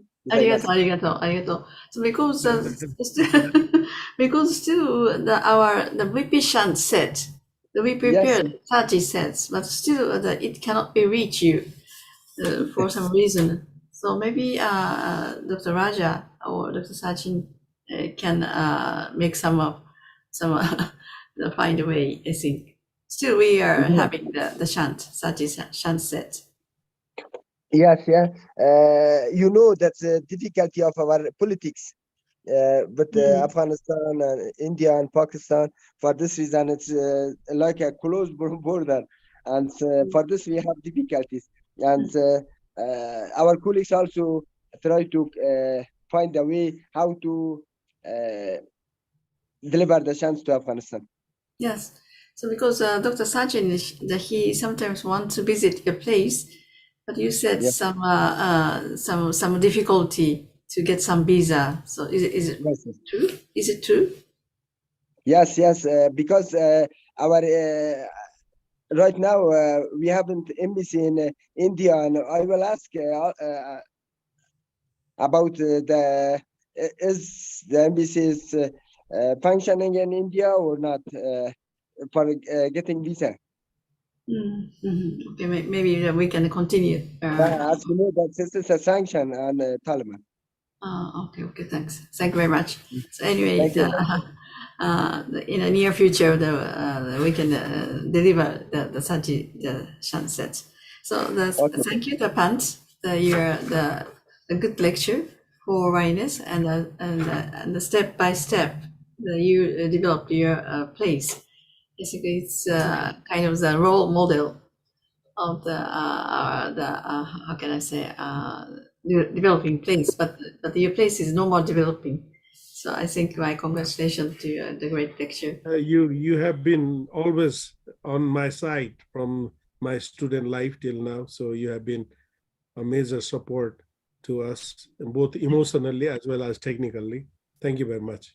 Thanks so much. So we had a very nice now we are ready to give what we have learned to the other people's. Yes, it's a time for you. Yes. So I think thank you very much for the two great lectures today.